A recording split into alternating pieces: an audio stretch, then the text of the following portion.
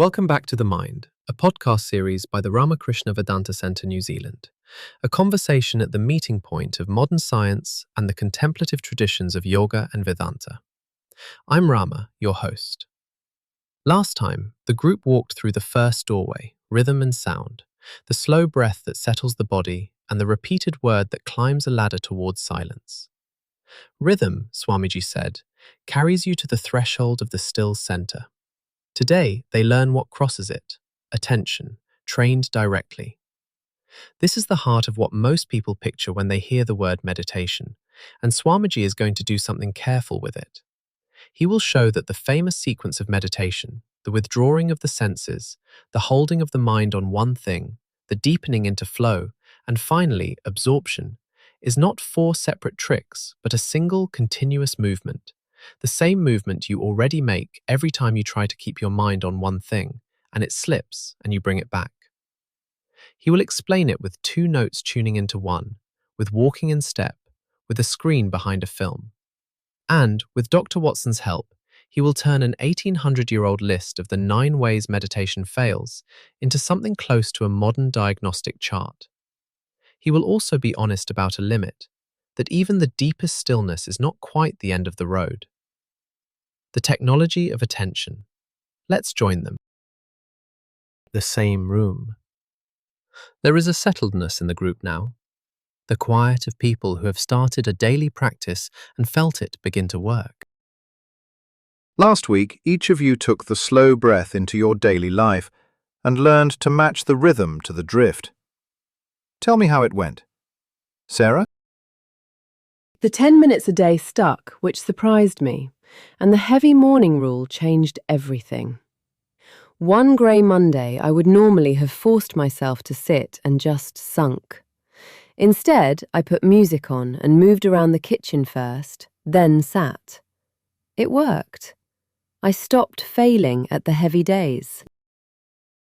You stopped offering stillness to a system that needed waking, Sarah. James? I ran it as an experiment, read the room, applied the opposite. Wired pre-exam class, 90 seconds of slow breathing. Flat post-lunch class, 2 minutes on their feet first. The data's clear. Matching beats, one size fits all, every time.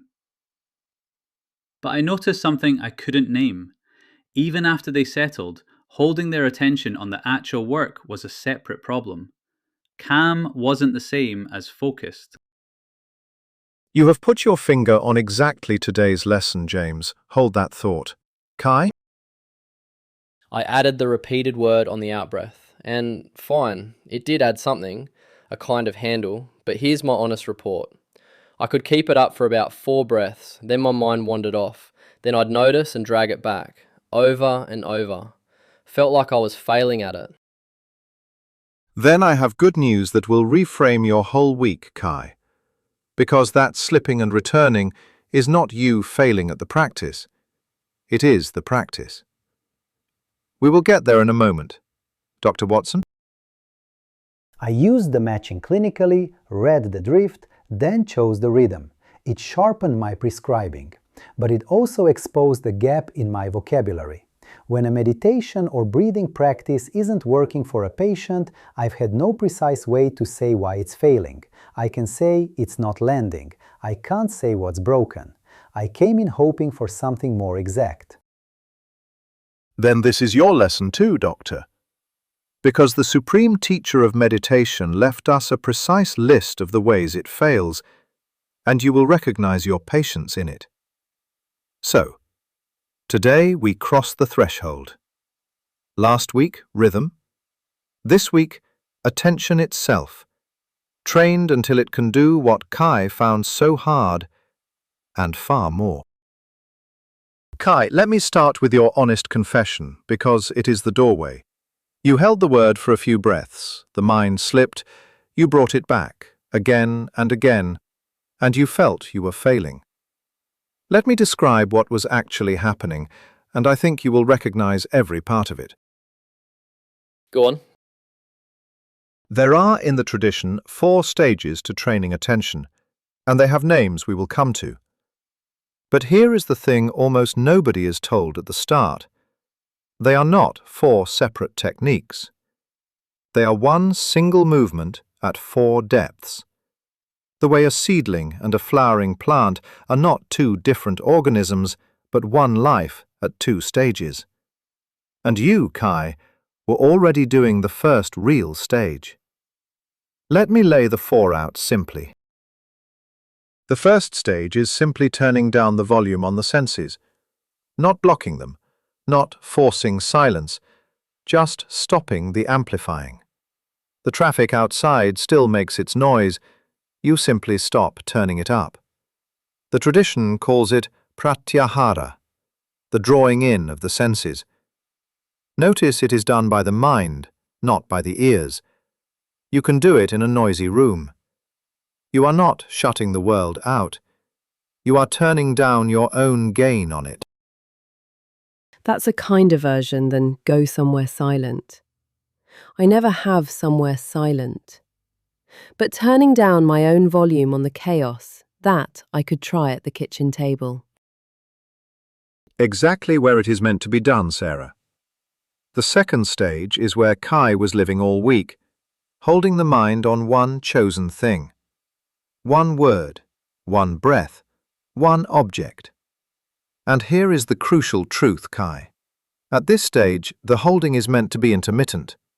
You hold, the mind slips, you bring it back. The bringing back is not the interruption of the practice. The bringing back is the repetition that trains the muscle. Every single time you noticed the slip and returned, you strengthened exactly the thing you were trying to build. The tradition calls this stage dharana, the binding of attention to one place. You were not failing at it. You were doing it correctly for the first time. Okay, that genuinely changes how I feel about the whole week. I thought the wandering meant I was bad at it. You're saying the wandering plus the catching is the actual rep. The wandering plus the catching is the rep, Kai. Precisely. Now, what happens if you keep doing the reps? The slipping gets rarer and shorter until one day the mind simply rests on the object without you having to keep hauling it back. The effort recedes. It begins to flow. This third stage the tradition calls dhyana, and the everyday word for it is one you already know. Flow. The musician lost in the piece, the writer who looks up and an hour has gone, the child so deep in play they do not hear you call. The attention has fallen into step with its object, the way 2 people walking together stop having to think about it and just walk in stride. That's the thing I couldn't name in my classroom. Cam got them ready, but flow was the separate achievement. And flow you can't force. It arrives when the holding stops being effortful. You have it exactly, James. And it points to the question at the center of this lesson. How do you get from the effortful holding to the effortless flow? And what lies beyond even that? For the answer, I need a sound. Dr. Watson, or anyone who has tuned a guitar, will know it. When you play 2 notes that are almost the same pitch but not quite, you do not hear 2 clean notes. You hear a wobble, a wah, wah, wah throbbing between them. Yes, the beat between them. And as you tune one string closer to the other, the wobble slows down. Wah, wah, slower and slower, until the 2 notes lock into one and the wobble vanishes completely.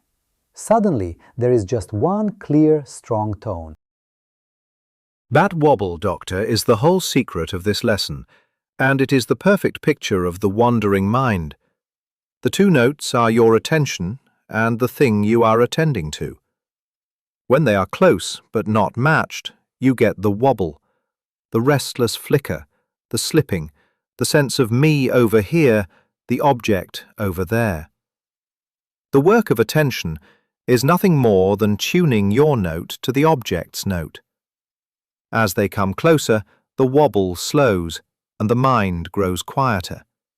and in the rare moment they lock exactly into one, the wobble disappears entirely, and what is left is a single clear tone, stronger and fuller than either note alone. That moment of perfect tuning is the fourth stage, samadhi, absorption. So absorption isn't some exotic trance, it's just the two notes finally being the same note and the wobble gone. That is exactly what it is, Kai, stripped of all mystique. And notice what is left when the wobble stops. Not a blank, not nothing, but the object shining at its own pitch, in full, with no flicker of me looking at it anymore. The tradition describes it as the object alone shining, as if the knower had emptied out.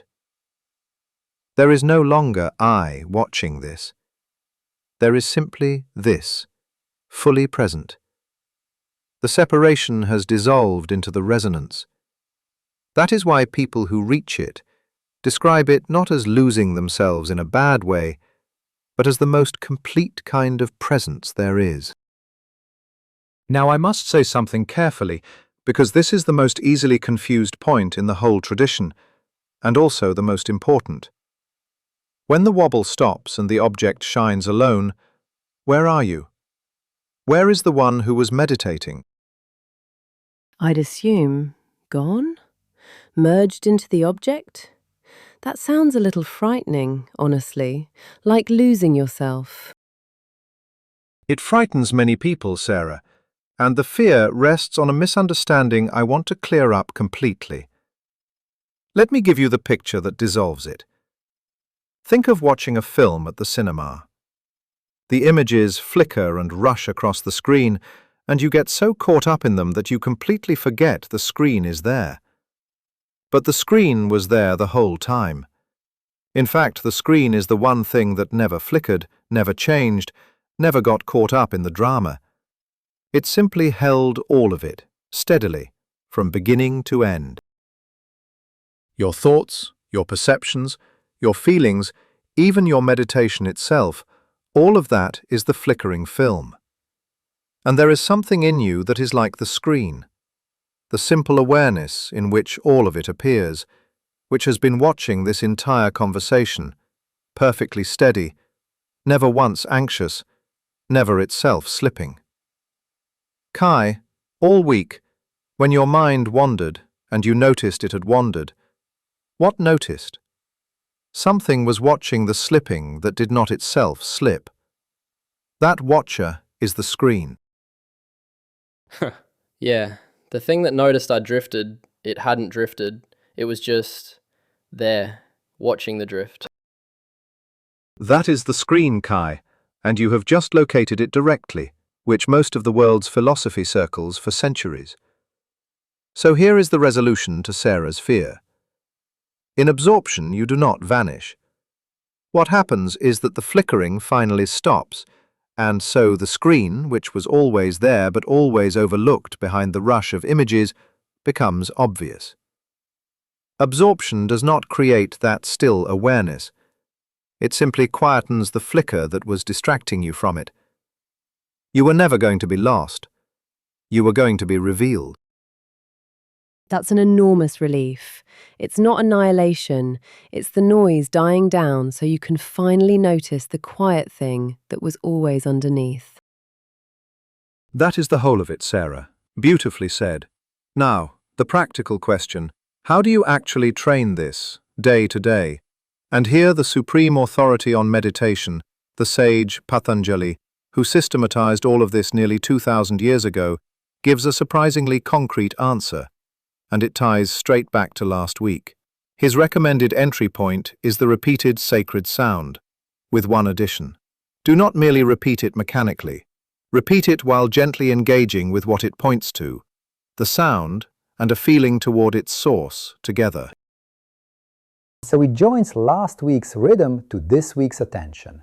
The repetition gives you the steady carrier, and the engaging with its meaning gives the mind its single object to tune to.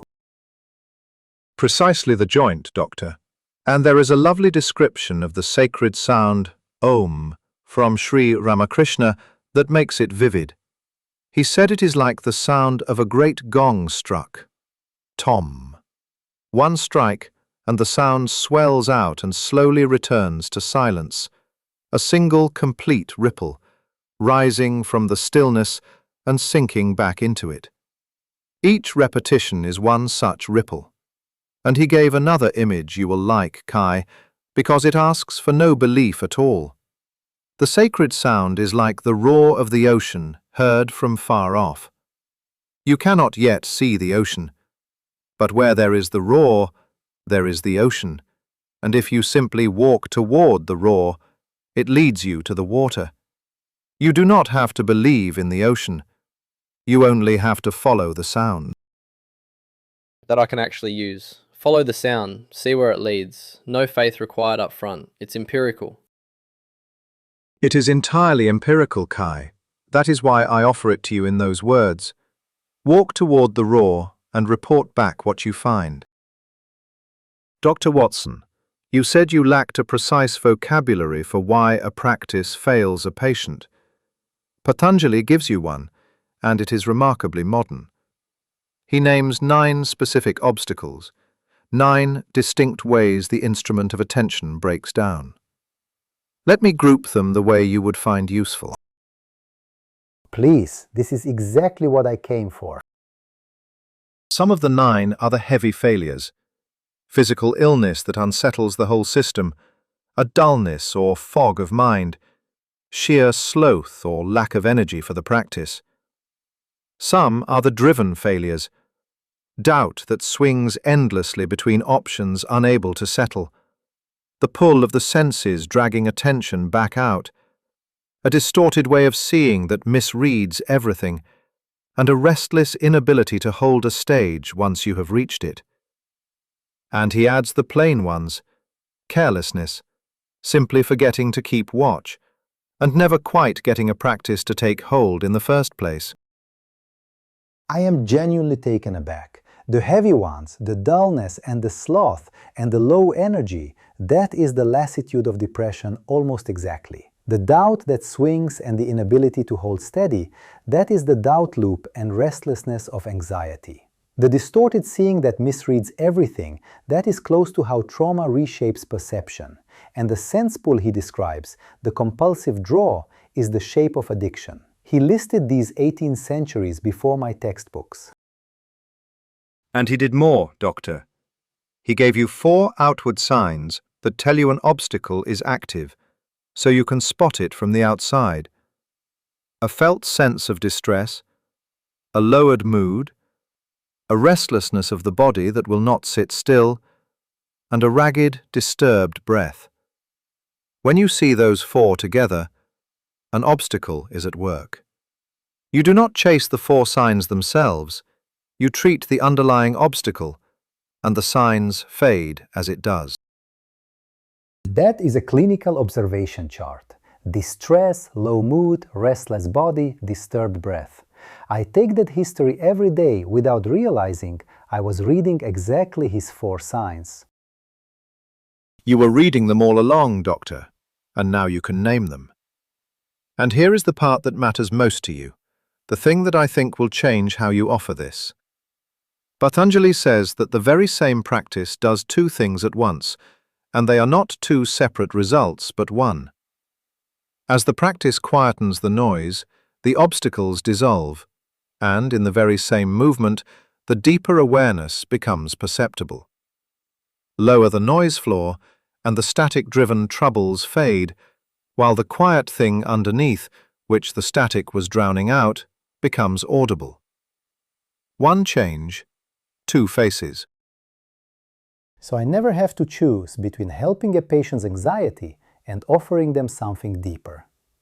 The practice that lowers the anxiety is the practice that opens the deeper door. There's no trade-off. No trade-off at all, Doctor. That is exactly Patanjali's point, and it is a profound gift to a clinician. The medicine for the symptom and the medicine for the soul are the same medicine. Now, one more practical tool, and then an honest limit. The tool is for you especially, Kai, and for anyone whose problem is not noise outside, but the endless commentary inside. The mind narrating, planning, rehearsing, worrying. That's the real enemy for me. The outside I can tune out. My own inner voice never shuts up. Then meet Mauna, inner silence. It is the same move as turning down the senses, but applied to the inner voice. And here is the key. You do not silence the inner voice by force. That never works. You fight noise with noise. You silence it by starving it of attention. You stop feeding it, stop replying to it, stop rehearsing its scripts. Deprived of your attention, the commentary slowly thins out on its own, the way last week's candle flame steadied, not by being gripped, but by being taken out of the wind. Even 15 minutes, morning and evening, of deliberately not feeding the inner voice does more than the clock would suggest. Starve it rather than fight it. That's counterintuitive, but it tracks, because fighting it is just more inner talking. You see the trap exactly, Kai. Fighting the noise is more noise. Withdrawing the fuel is silence. Now, the honest limit I promised, and it is important that I do not oversell anything. That deep absorption, the two notes locked into one, is the highest reach of the trained mind. It is magnificent, but it is not quite the end of the road. Even in that state, there is still the faint hum of the single tone, still something happening.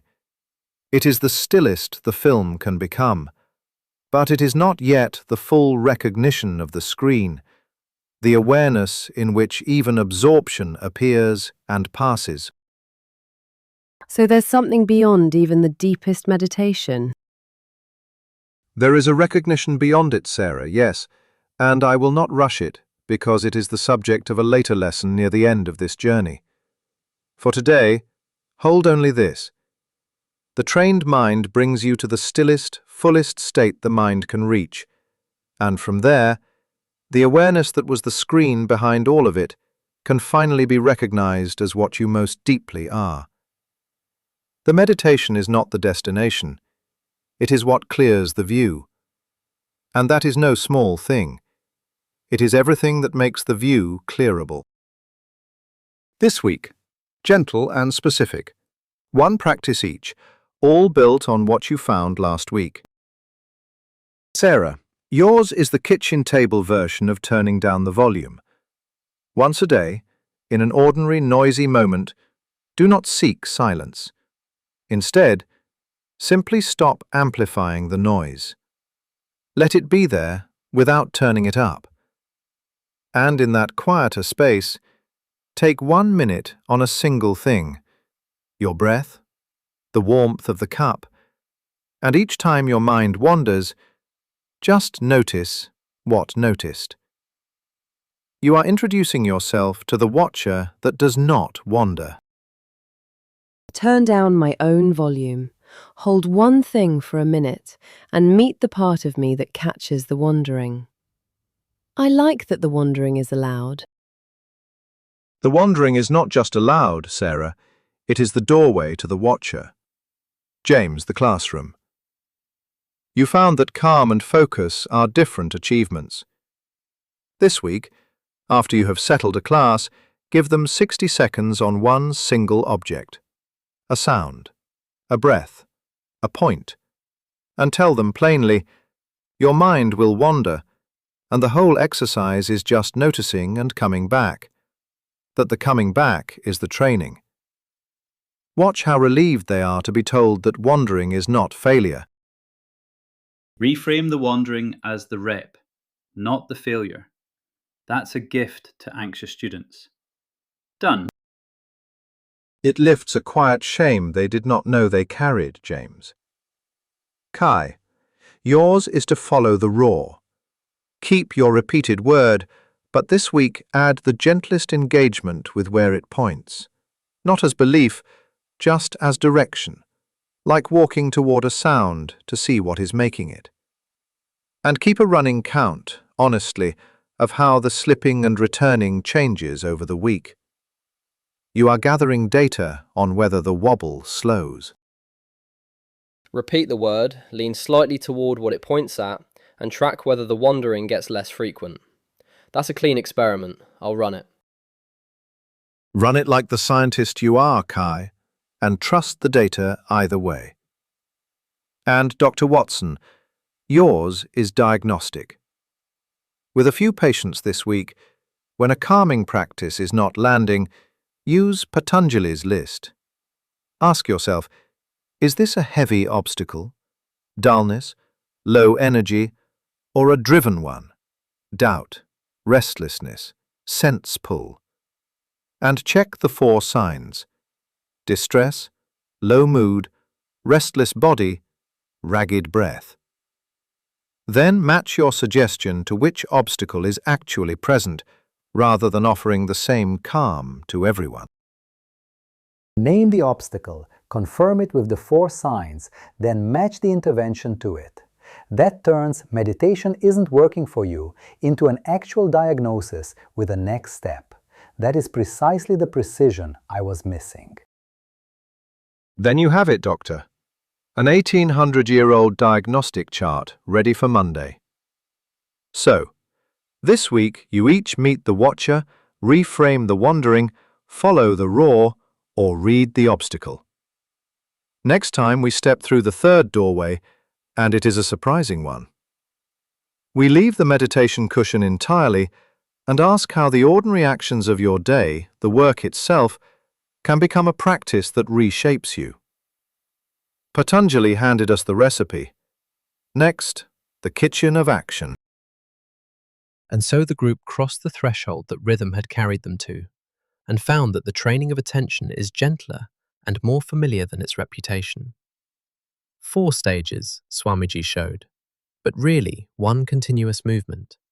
Turning down the volume on the senses, holding the mind on one chosen thing, settling into the flow we all know from being lost in good work, and finally, the full absorption in which 2 notes tune into one, and the restless wobble of the wandering mind falls silent.